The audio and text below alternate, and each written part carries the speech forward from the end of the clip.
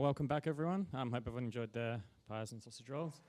So we've got our back-to-back-to-back session kind of kicking off now. To ask people to keep kind of leaving feedback during those sessions. It's really helpful for both organisers and for the speakers. Yes, I'm going to hand over now to Will, who's going to be talking about building highly engaged teams. Thanks, Will. Cheers, Matt. Hi, everyone. My name's Will Webster. I work for Journey One, and I'm organiser of Agile Perth. Recently, I was really proud to get some great engagement scores in from one of my teams, and that's what inspired me to submit this talk. A little bit of background, so my journey so far.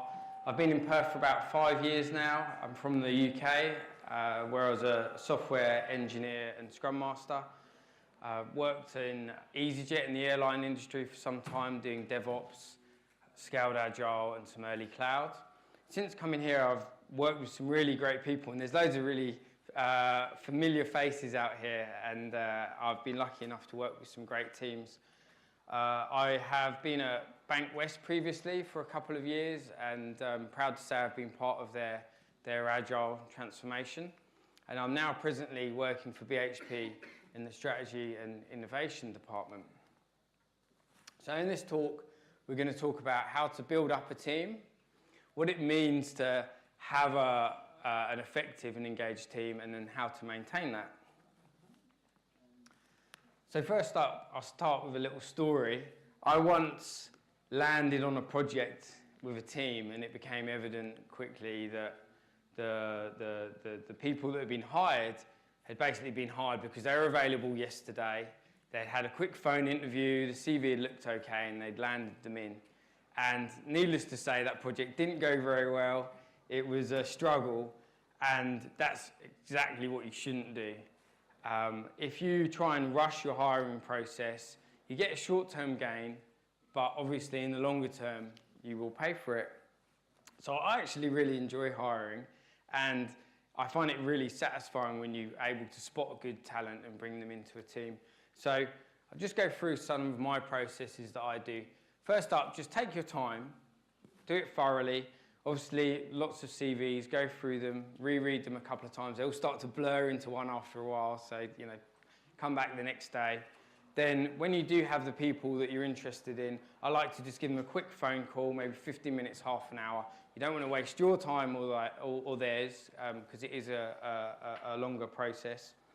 Then when you do want to interview people, get them in, and always interview in pairs, so you get some different perspectives. Now, for software engineers, it's really important to do a code test. I've interviewed tons of people that can talk the talk, have great CVs, but when you put them in front of a keyboard, they just fall flat. And the same goes for other role types as well. Solution architects, give them a code test as well, give them an exercise around a whiteboard, and simulate some Scrum if you're hiring Scrum Masters. Now, if you do find good talent, just move really quickly, because in this industry, it doesn't hang along for people go really quickly. And start small. Feel the pain before you grow too quickly. Start with the key roles that you need, and then grow bit by bit. And one really important thing that I always like to say is, and it's a key tip, is always take it back to the team. Once you've got a team established, ask them who they need. Ask them which roles are missing. Get them involved in the interviewing process, because it's their team members at the end of the day. Don't suppose what you think they need and hire. That's not good. Now, when you do have the team, you want to foster this one-team mindset. And to do that, you need to try and break down the job titles. You need to have a team where people will all serve different roles. Now, to be cross-functional is important, but that doesn't mean you shouldn't have specialists in your team. So, as you can see up here, there's this analogy of being T-shaped. So this is where you have people that have deep-rooted specializations in certain areas, and then they'll have a wide ability of different skill sets. So, given your context, you may need people that are really good at databases. You might need front-end JavaScript skills. So embrace cross-functional teams, but encourage specialisation in the right areas. Now, getting this mindset and this team takes time. So one way to bootstrap that is to bring in some experience, some really good developers, people that have been in high-performing teams previously. And one thing that's becoming more and more popular now is the concept of sticky teams. Instead of having a project where you build up your team and then disband them and build them up again, actually fund the product longer term, or as in kind of Webster doing it now these days, funding experience areas, because it can take 6 months to really get a team firing. So you don't want to keep chopping and changing. That's really wasteful. Now this slide is the favourite slide of my 8-year-old daughter. So people say there's no I in team. Well, that's rubbish. There is. Bit cheesy, but it's important. We all have our part to play, and we all contribute to that cohesive collective unit. So what I'm going to do now is I'm going to talk you through a few different character types that are important if you want to have a really great team, and how you might go about designing that into your structures. So I might just read some of these off if that's okay. So the lead engineer, so this person sets the technical standards. She'll conduct the hardest interviews and will generally work technical magic. She'll raise everyone's technical bar, and this is usually what someone says when they mean the 10 times developer type, which is a bit of a disputed term, but I believe these unicorns do exist and I have worked with some of them. The hustler, they'll bend the rules when they need to get stuff done. They'll find the little loopholes in the system. They'll hack together things to extract data, and they set the standards for just getting shit done. And they will also challenge the team in their very thinking of how to go about that.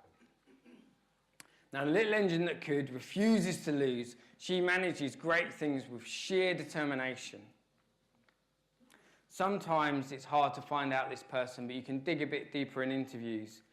And having someone like this in the team makes everyone more driven, more focused, and makes them believe that great things are possible. The teacher, they soak up information and disseminate that amongst the team. They're constantly learning new technologies or synthesizing large amounts of information. Now, what they'll do is they'll then distill these critical pieces back to the team, given the right context. Over time, this makes everyone more productive, almost immediately, and over the years adds up tremendously. The truth sayer, this is someone that's willing to call out on anyone, and this is the CEO of the company or whoever whoever that may be. She is willing to ask the tough questions, and it keeps the team honest and the company transparent. Now, this is different from being disruptive or negative in a bad way. It's more about keeping people honest and sticking to the facts. The Energizer, this is someone that throws themselves into the task fully and doesn't have an off switch. She gets everyone to give 100%, is so infused that everyone else becomes infused. She sets the bar for effort and makes everyone want to work harder just so they don't disappoint her. To extend this outside of work, this will be the kind of person that's the first one to the party and the last one to leave. Now, the last one in the team, the heart. So this is the person that the team misses when they're not around. She'll bring cookies into the office, she'll remember people's birthdays, and she basically makes people feel better when they're down. People want to come to work to see this person every day, and having that is obviously a massive, huge productivity boost. So, all these different character types and diversity and role types in mindsets in the way people think are really important. Because what we typically do is we look for this 10 times developer, this unicorn. And there are studies out there that show these people exist. But you don't want 10 of them in your team because you're not really going to function very well. What you want is to be able to design the team and craft it in such a way that you create a team that's 10 times more productive, that you get the right characters that work well together and are effective. So this is where I think the real value is, where there are people that are able to craft teams and help them collaborate and maintain that. So, something to avoid, the death march. So I'm going to kind of talk you through this anti-pattern. So you land on a project, straight away there's panic. You know that it's not achievable. There's been these grand promises lauded in by the pre-sales team. There are estimates that have been given by some lofty enterprise architect that it's going to be nowhere near your project and comes from a different division and won't have any skin in the game in this one. Now, of course, it's a fixed priced engagement, and any changes that are inevitable as the customer starts to learn more about the domain will be shoved off into the hotly disputed change management process.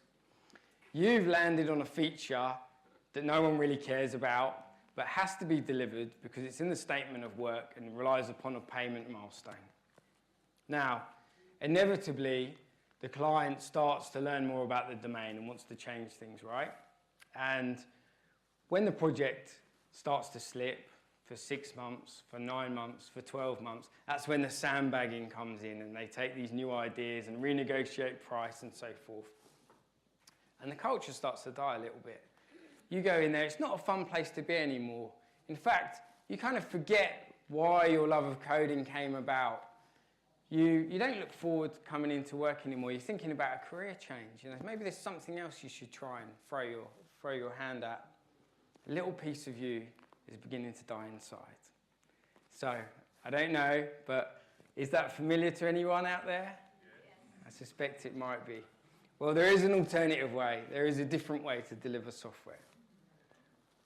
So,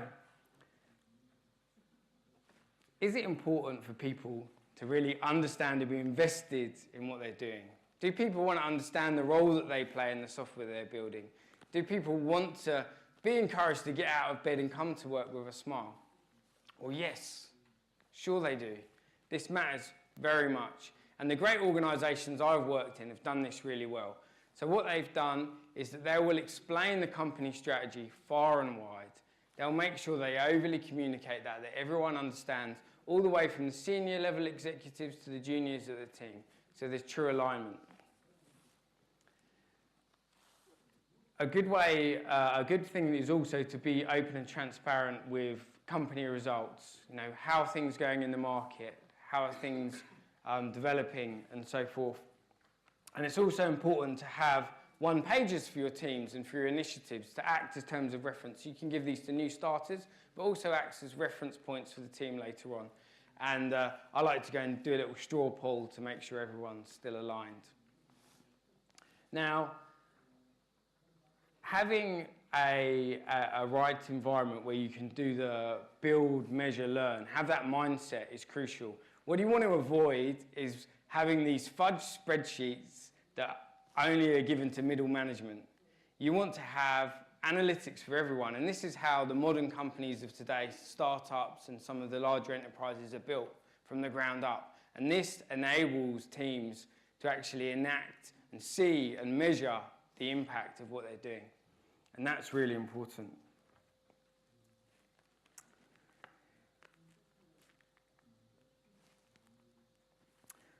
So self-organisation. So what you want to have is ideally a team of leaders. You want to have a safe environment where people can speak up, give their ideas, challenge each other. Now, it takes time to get a team to this stage. So I find you have to adjust your leadership style. Sometimes with less mature teams, you have to be more directive. Then you can move into your coaching mode or supporting.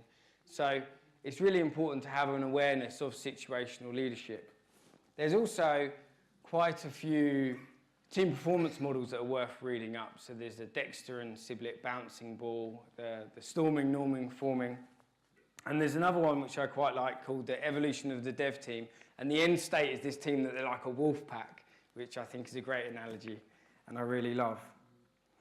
So with the team, you want them to have ownership. You want them to own the plan, own the target, and also to own the estimates that they're being held account to. And this is what's truly powerful. This is what empowers a team and leads to engagement if they're the ones that are masters of their own destiny. Now, an effective team, what does that feel like? Well, it's a fun place to be. You get shit done, you have a voice, you can speak up, and you also are able to try new things. There are three key things in terms of what drives people to perform. One is purpose, which we've talked about before. The other is mastery, so being able to try new things, new tools, new practices, and also autonomy. So that's laid out in the famous book by Dan Pink, Drive. A great and effective team will also have the respect of those around them. So that will be management, and it will also be other teams. And they'll have the ability to all work together and swarm around problems. So the tricky part, when things are not so good, it's really crucial to be honest. Ask people questions. Don't assume, because we all have things going on in our personal lives. So take the time. If someone isn't performing, set expectations. The worst thing you can do as a leader is just nod your head and say, yeah, that's okay. That's really toxic. So sit them down, be clear what you're expecting from them, and help them get there. If someone is truly disruptive to your team, then you have to let them go if they're not delivering. One good way to help improve this is to have team norms, or you can call it working agreements or charters, but it's really important that the team own these and that they're the ones that construct this. And a sign of a good team is when they'll hold each other to account on their own team norms. Obviously, retrospectives are really important here. I really have got into some of the health monitors of late as well, so there's a great one there by Atlassian. It's really easy to run, and also it's a great leading indicator as well, because sometimes you see the flags coming on, or you can see, you know, the green, things are starting to improve, but the velocity may not have done yet. So that's really helpful. So it's really key to treat people fairly. Don't think of them as resources or commodities that can be switched on or off. So I try to get to know my people, spend some time doing one-to-ones, understand what makes them tick, their ambitions, their goals outside of work. Also encourage an environment which is flexible. So people, you know, can get on with things outside of their lives. For the tech industry, it's really hard to hire good talent, and that's right up there with one of the key things that people look for, along with being able to try new technologies, new opportunities for career growth. So I worked with one chap, and I really liked his saying, and he said, as leaders, we need to lead by example. So set the tone for everyone else. So I make a purpose of going off to take my boy to rugby practice or going to school assembly. You need to set that as a leader so that it's okay, exhibit the right behaviours. Now, in your team, really important to have some fun, have some humour, have some, lunches, some days out. Hopefully, if you've got a good heart in your team, they'll enact that and help some of that along. So this is the one thing, if you go away from this talk and you remember, it's this. If you want to stay valuable to your team and also to your customer, remember three things. Make sure you stay positive, you stay engaged, and you stay professional. Thank you very much.